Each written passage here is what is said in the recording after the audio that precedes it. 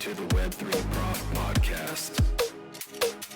Good morning and good afternoon, everyone. I am here with Adam Trexler, who is the president and founder of Valaurum. Adam, thanks for being with me here today. Yeah, thanks for having me.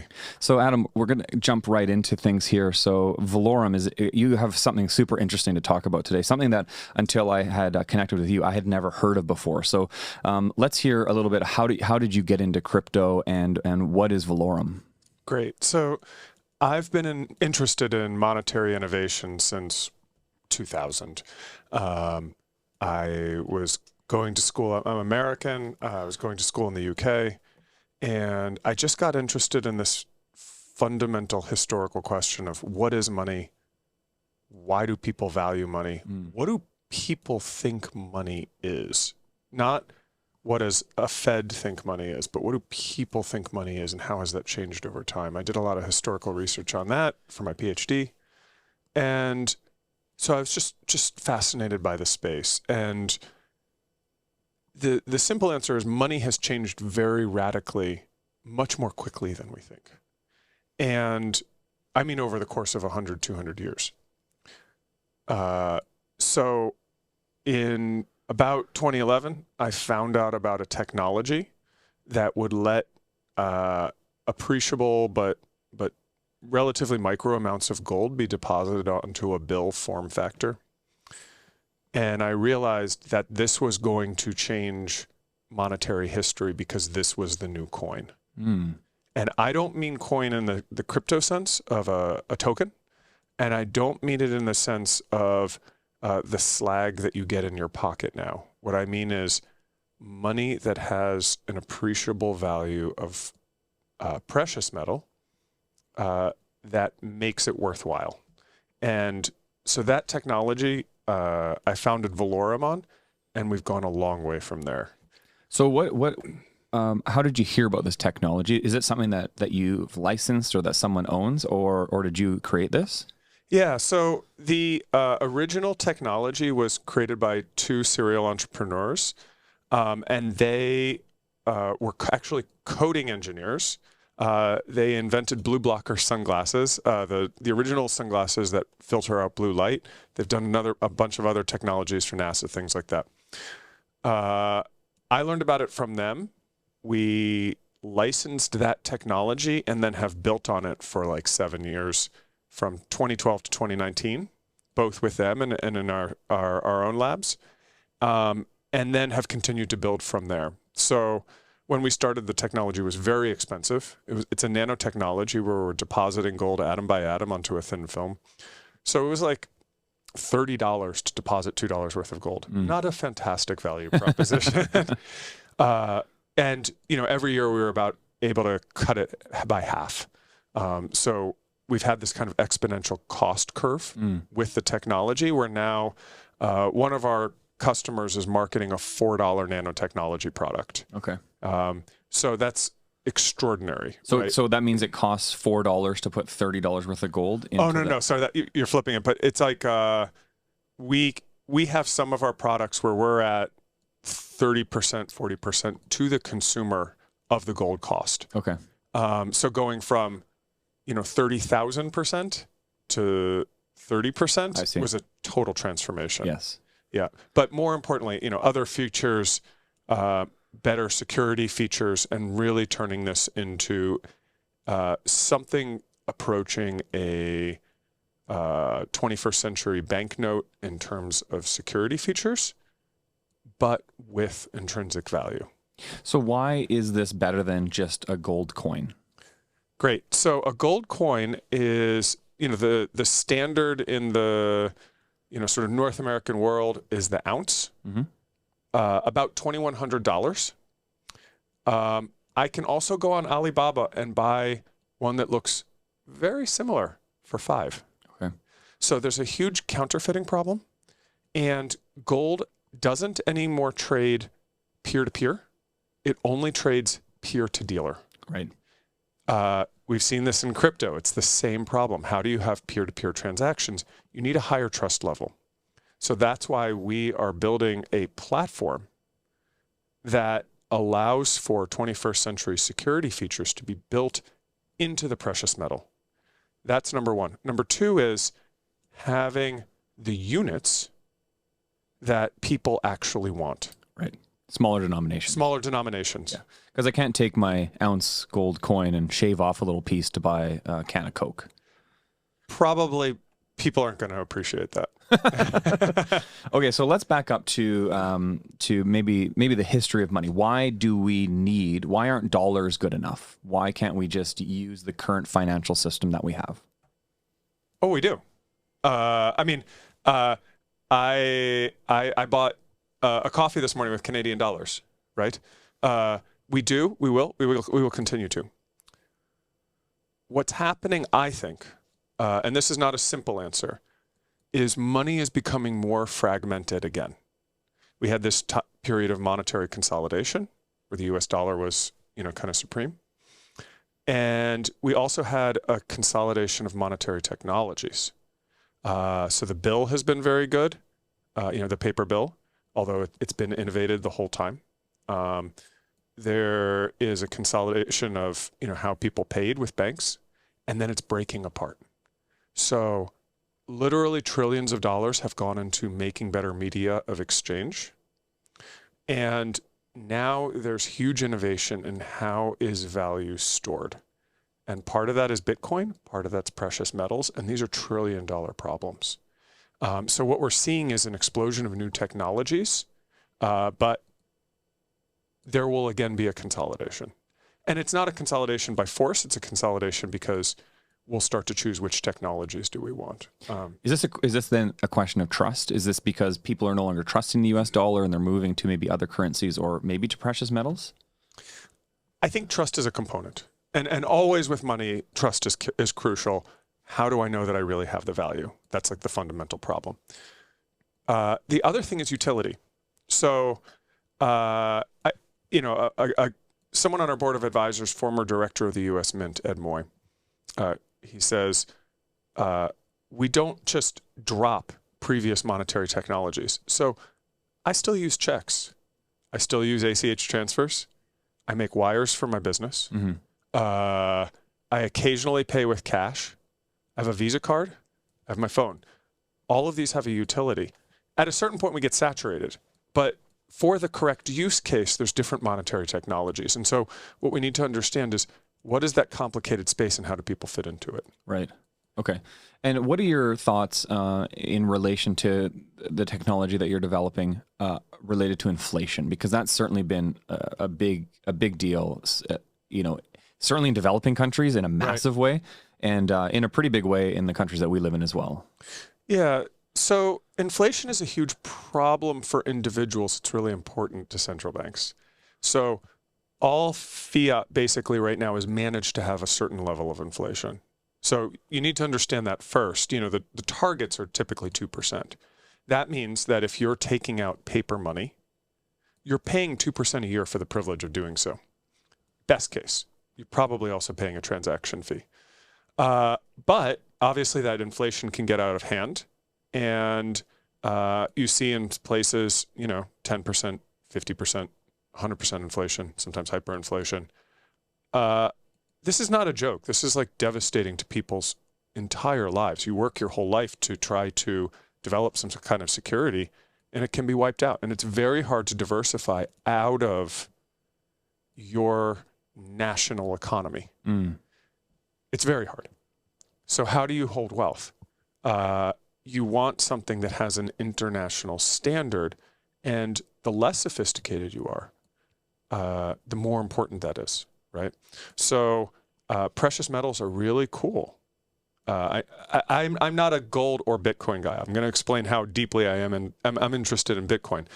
But gold is really cool because you can have something physically in your pocket that its value is established by a market in London with hundreds of billions of dollars of liquidity every day. It's extraordinary. Mm. I can be on a mountain, in Peru. I can be in a factory in China. I can be anywhere in the world, and the value of the coin in my pocket is changing and is very difficult to manipulate long term. Bitcoin is doing something very similar and very interesting. but it obviously has a lot more volatility right now. And that's exciting for people who want to speculate. And it's a risk as well, depending on how sure you are about when you're going to want to withdraw. And a risk if you're going to hold it as a transactable currency. If you live in El Salvador and you're going to hold Bitcoin because you're a coffee shop owner and it's volatile, all of a sudden, if it drops, you're like, I guess I shouldn't have accepted Bitcoin. Or if it goes up, you're like, I'm sure glad I accepted Bitcoin. Yeah. You sell coffee and become a millionaire, right? So, I mean, this is the opportunity and difficulty of an early standard. And, there's two separate things. I think that the fundamental transactability of Bitcoin, the peer-to-peer opportunity, right? That I could transfer $10 million to you, or hopefully you transfer it to me. Peer-to-peer, without the intermediary of a bank, for basically no transaction cost. This is an extraordinary idea. It's so profound. There's a separate problem that obviously people are trying to address in all kinds of ways, which is what underlying store of value should we use? Should it be Bitcoin? Should it be physical assets put on the blockchain? There's a lot of people, Kinesis is one of our partners, putting gold onto the blockchain so you can actually exchange it, have that same level of exchangeability, but you have that physical asset backing it. There's all sorts of ways to, obviously like something like, stable coins. There's tons of ways to do this. We need to distinguish those two functions of money and what token's trying to do. Can you show us some of the things that you've brought with us and explain what we have here? Yeah, sure. So the first thing is, a version of one of our products. Oh, look over there. There you go. So this is 100 milligrams of gold. It's about $6 US, $8 Canadian melt value. Obviously, there's a premium on that. So anytime you're delivering gold out of the kind of banking system, you're going to pay something for that. But the idea is to have gold in a physical value, not at $2,100, but at an appreciably small amount that most anyone can afford. You can invest in. You can basically, take one of your 1,000 and get rid of it, or 12 or 14 or whatever you want to do. And it also has pretty deep security features built into it. And we're delivering that for like less than a meal at a restaurant these days. So this actually has gold in it, and I could melt this down. Absolutely. We do it every day, and we have third-party assays as well. Nobody that I know of on the planet is doing this except us. So really? Yeah. Interesting. So we sell millions of bills a year. We're doubling every year. We have a high-tech facility in Oregon where we're manufacturing these. And so this is 24 karat gold, but how much gold is in this again? 100 milligrams, so a tenth of a gram. 100 milligrams, okay. Why are you not measuring it in ounces? We have ounce-based products too. Okay. Is this like for the rest of the world outside of America? Some people prefer grams. Some people prefer animals that are ounces. Yeah, ounces. This one is actually called our North American Animal Series, so it is for North America. Because there's a wolf on it? Yeah, there's a wolf, and then the other parts of the series have like a bison and a cougar and stuff. Like, it looks so cool. Well, thank you. Yeah. I love the design. Yeah. So, this is just one of our, we have a couple hundred SKUs, but yeah. Okay, so that's this first. Are these other ones that you have different? Yeah. So that I'm going to show you some really different things. So one of the things I'm most proud of is, as a company and as a technology, we've gone from something that was a rank invention to literal money accepted by governments in 7 governments. So this is from the Bank of Ghana and the Republic of Ghana. This is technically a legal tender coin in Ghana. Okay. And this has a CD value and a gold value. So we've made a number of these for different countries. We're technically a private mint. Okay. So what is CD? CD is a CEDI. It actually means shell. originally there was shell money. Right. It actually supported huge trade routes. Yeah. Their currency is called the CD. Oh, I see. Yeah. Got it. Okay. So, and then there's a value of gold in this as well. That's actually 1,000th of an ounce. We were just talking about standards, so that's 1,000th of an ounce. Okay. This is actually a specimen piece, but yeah, we make them and do that. So okay, fascinating. So that's number 2. And there's a few countries that have something similar. Produced by us. Yeah. Amazing. Okay, very cool. And this illustrates, you can have what I would say is a private value. Right. In the precious metal.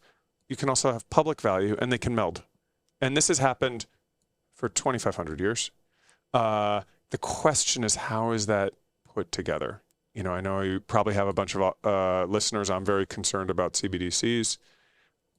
That's a real concern, but there's ways that public and private, I think, can work together well, and ways that they can work together disastrously.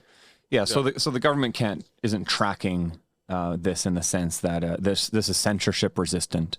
No. This is in fact this allows you to hold value and know that it's has the security of a government issued. Right. But it has the intrinsic gold in it. Yeah. There's no way to track it. Yeah. Okay. If I give that to you, nobody knows. Right. Except we just recorded it. And I guess yes. And I guess that I would imagine one of the challenges is going to be is like, how does the guy at the corner store selling Coca-Cola, how does he know the value of this? As he has to pull out a calculator and be like, okay, this is 1/1000th of an ounce of gold, and kind of work that out. Yeah. Well, it's always a market function. Yeah. And markets are composed of individuals. So that's the first thing to say, right? So what is something worth? Whatever we decide. Exactly.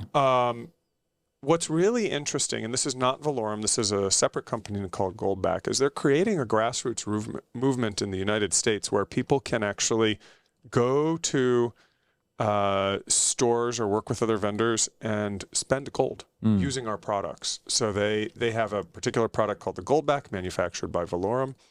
And, they have hundreds and hundreds of retailers where you can go buy groceries. I went to Utah on a breakfast, lunch, and dinner. Oh, wow. Spending gold that our facility made. Yeah. It's extraordinary. Okay. So let's tie this into crypto. What does this all have to do with crypto? Great. Well, 2 things. First of all, what I want to get this idea across of monetary divergence. And precious metals is a part of that. Crypto is a part of that, whether you're facilitating exchange or creating a standard. The other thing is I was fascinated by crypto, fascinated by Bitcoin, and we kept getting people saying, hey, can you make a gold note with a bit of crypto on it? And that way somebody can buy gold and crypto at the same time. I did it for one company. Just because I was kind of curious, and I was like, yeah, let's check this out. This is probably in 2016. Okay. So it's pretty early on. Pretty early on. And I had been following Bitcoin from the beginning. And I thought, honestly, I don't think this is a very good product. Didn't do very well. I was like, if you want gold, buy gold. If you want crypto, buy crypto. But what I started thinking about was there's going to need to be a media of physical exchange between people for the same reasons that the paper money supply is actually growing. So paper money transactions going down.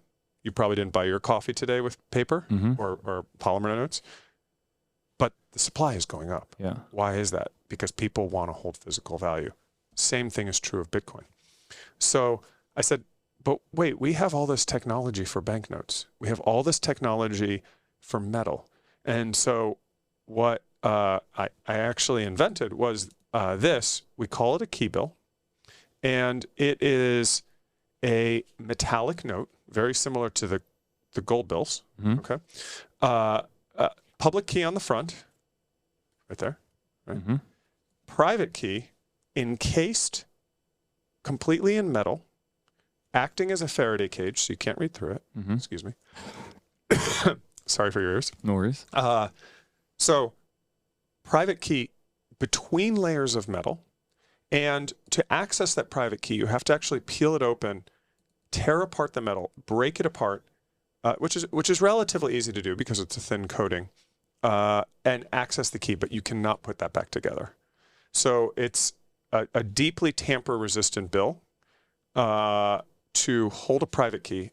The way to think about it is this is a 21st century cold storage wallet that can be exchanged peer-to-peer. So that became very interesting to me. We've been awarded 2 U.S. patents on it, international patents pending, and a lot more IP under the surface. So that's like the tip of the iceberg of what we're building around that bill. So in this bill, Yes. Where do you actually break it?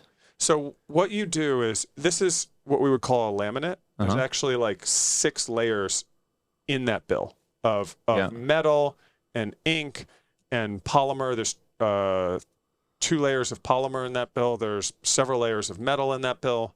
There's different layers of ink. There's 3 different layers of ink. Wow. So all of that is a laminate. Think of it, like a big sandwich, club sandwich. In the center of that is printed a private key, which you can't access in any way.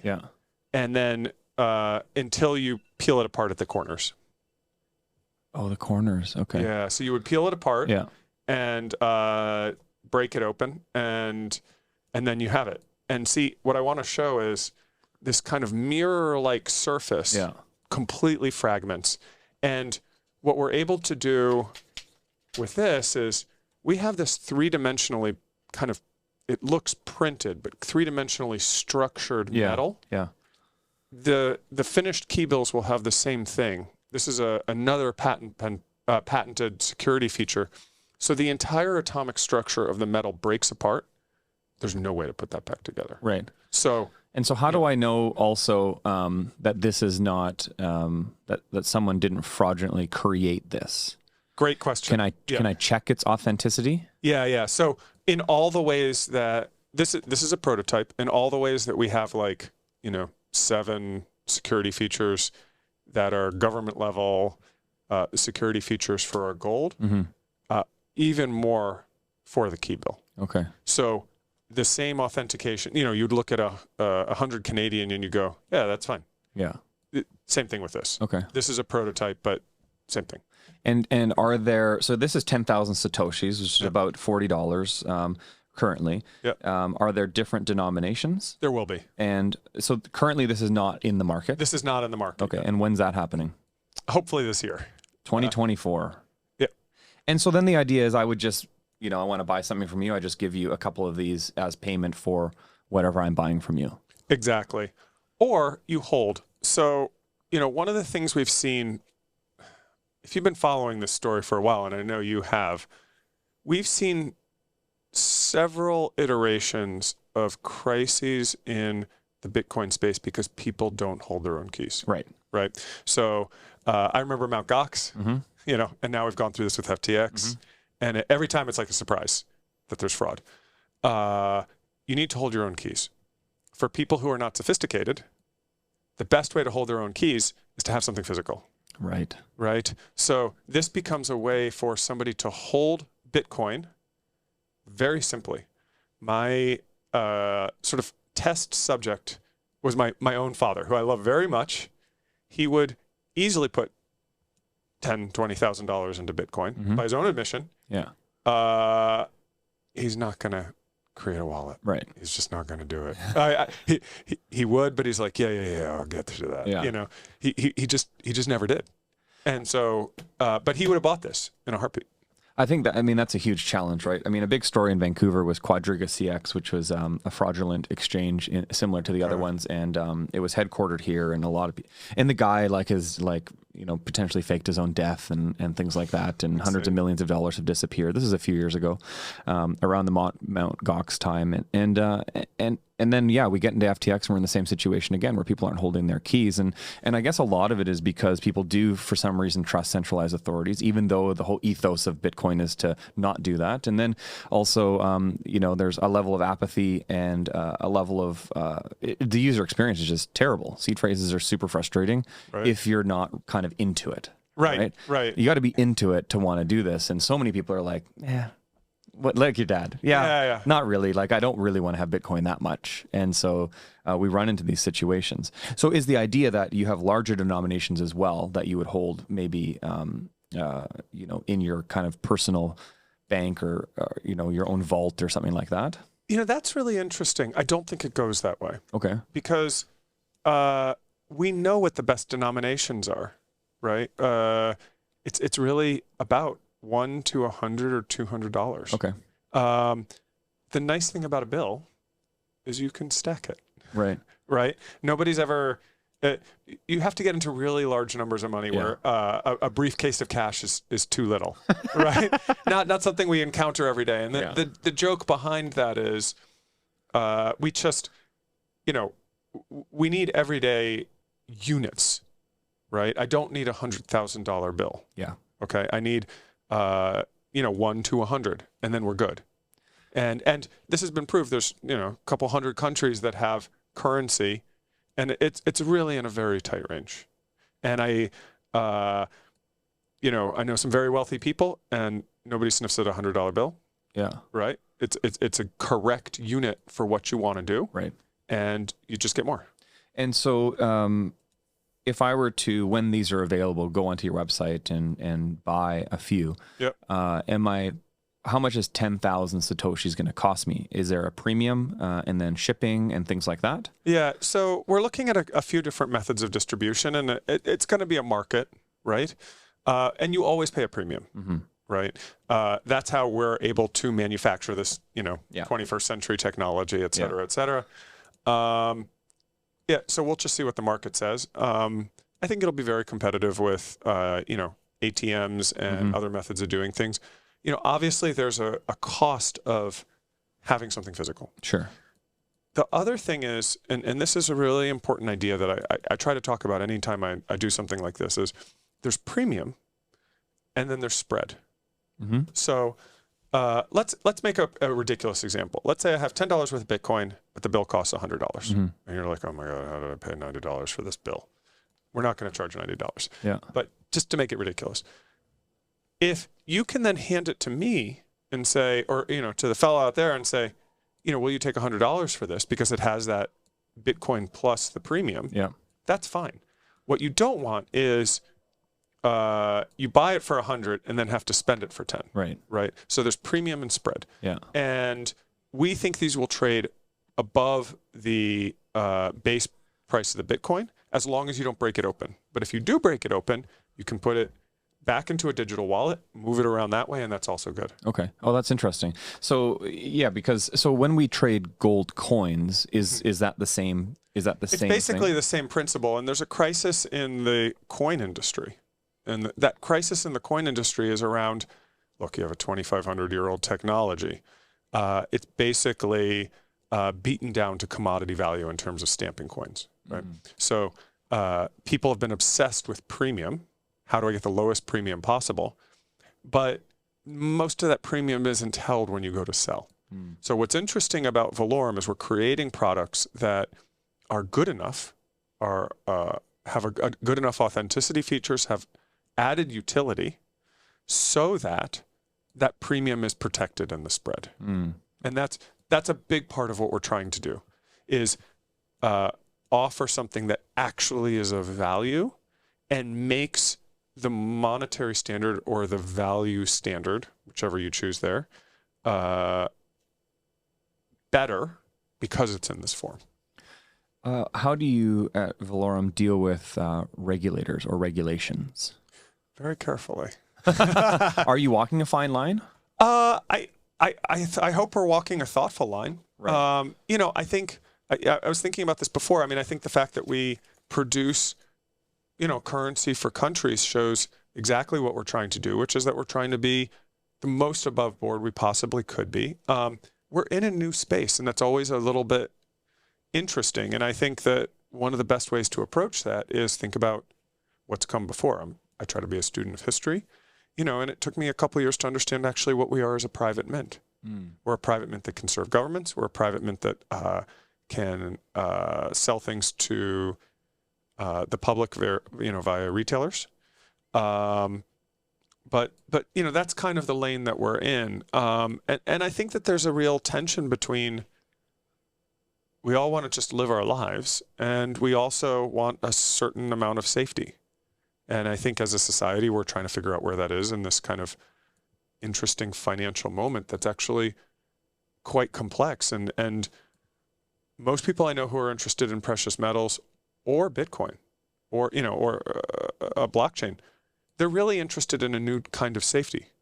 They're interested in a new kind of security. I feel that very personally myself. And regulators are also interested in the same thing from a very different point of view.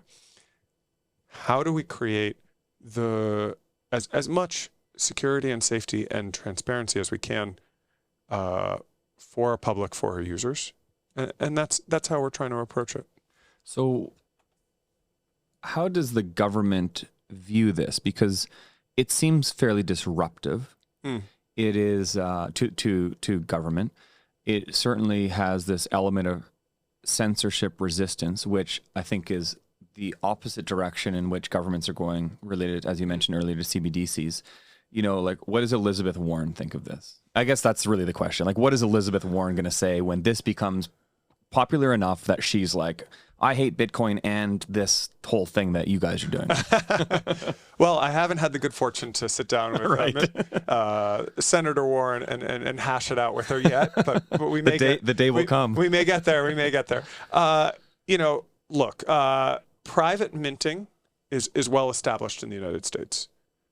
We have, I believe, the best product in private minting. But the conceptual having a coin, well established. When you say private minting is well established, do you mean people minting gold coins? Gold and silver. Now we're getting technical, but rounds. Yes. Functionally, the thing you look at and you say that's a coin. Okay. Now, what you can't do is you can't say this is $1. Right. And what you can't do is you can't say this is legal tender, or you're compelled to. Of course not. Yeah. Right. That would be a misrepresentation and a fraud. So we want people to understand under what law are they buying this? Whose law? What does it mean?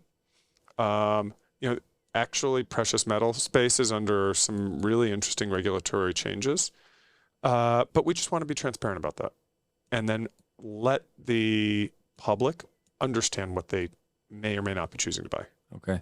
And have you had interest from, or do you see a future in Argentina or El Salvador where we see kind of progressive Bitcoin economies happening right now? At least it seems to be happening in Argentina and certainly in El Salvador. Absolutely. So I think that the most important place we can be is where there is the most monetary crisis. Right. And it is hard for a technology company to reach those places, especially with a physical product, but that's what we're really working on. How do we bring access to people? I think one of the challenges of a place like El Salvador or Argentina is exactly this level of sophistication, right? How do you make it easier and easier? And there are people doing phenomenal work making wallets, et cetera, available, on phones. And but also, how do you have a physical component of that? And we want to be a part of that conversation. We are innovators creating products for specific markets that let people hold value physically. It's a human need. It's not going anywhere.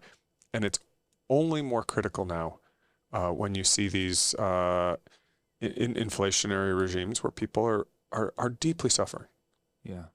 What are your personal economic views? Do you identify as a libertarian? You interested in Austrian School of Economics? What are your thoughts?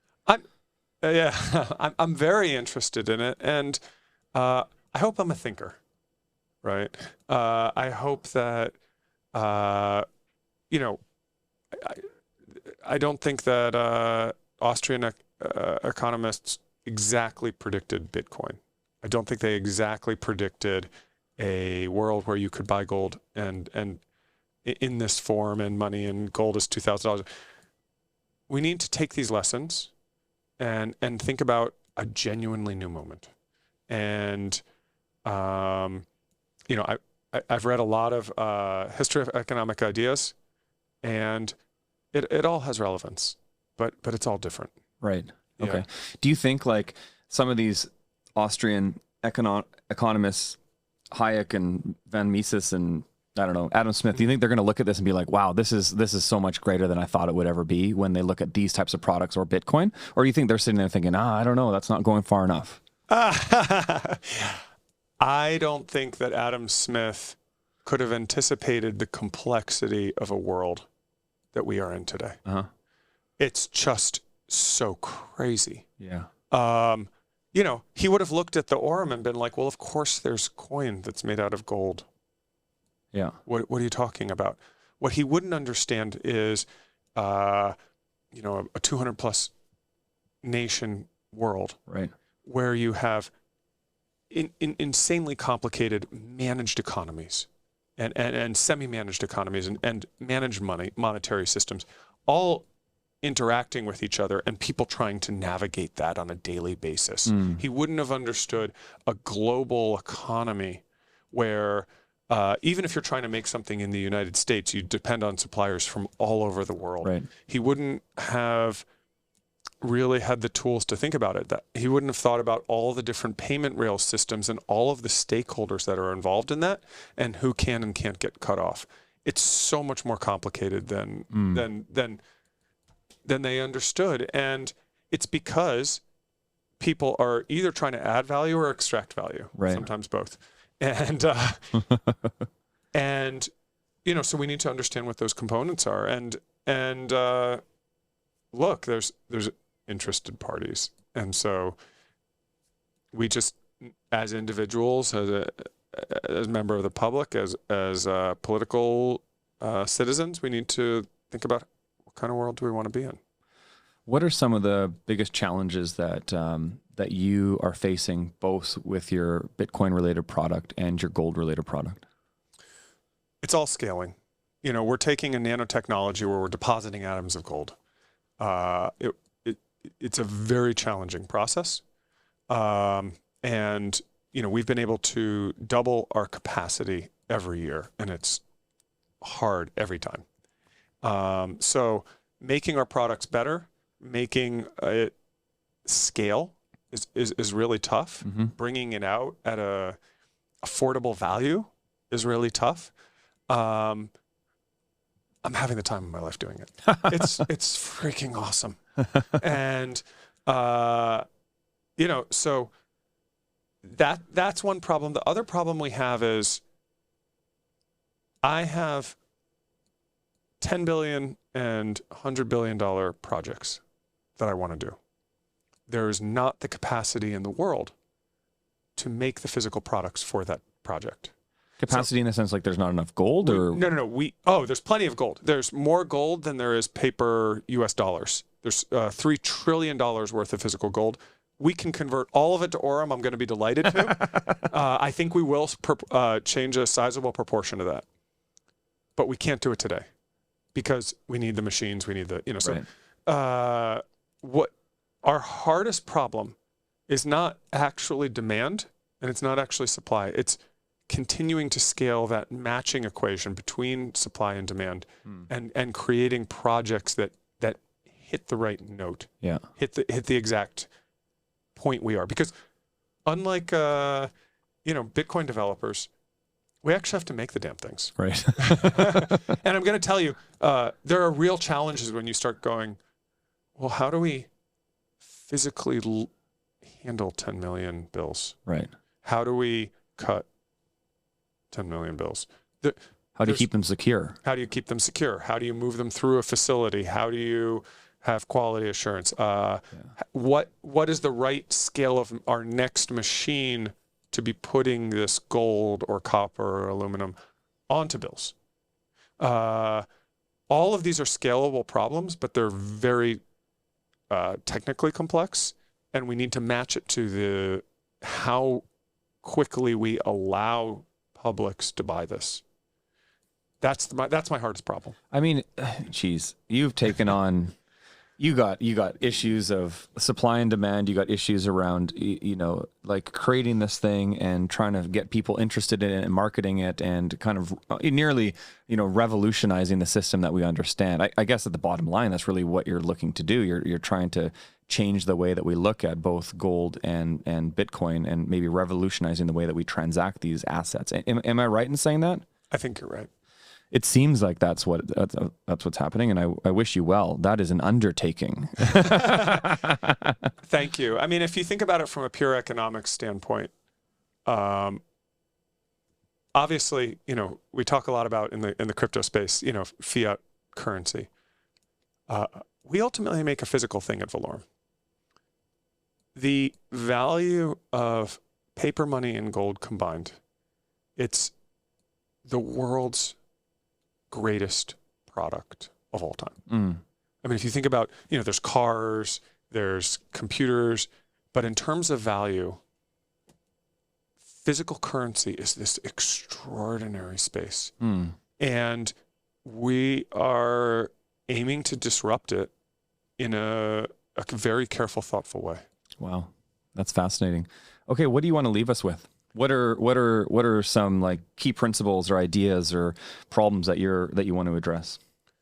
I would say two. The first is we all believe in value.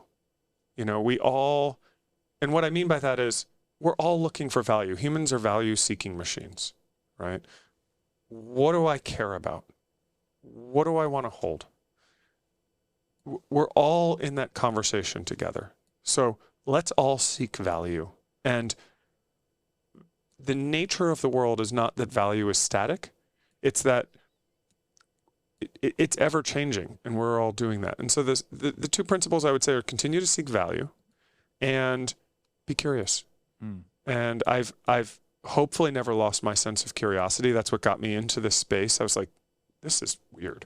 And I was just intrigued. And then, that kind of leads you down the line. My patents have all been because something was broken. Right. And I was like, what do you do with that? So to me, value and curiosity, if you navigate according to those two things, you have something really interesting. Yeah, that's amazing. Where can we learn more about your products and yourself? Great. So our parent company, Valaurum, VALAURUM.com, talks mainly about the kind of precious metal space, and it's a sort of techie website. So go there. That's our main page. This has been just so fascinating to learn more about what you're doing. It's certainly the most probably unique discussion I've had in related to crypto. Adam, I really appreciate you spending some time with me here today, visiting us here in Vancouver, and I hope to see you in town again soon. Awesome. Thanks for the conversation. It was a lot of fun. Thank you.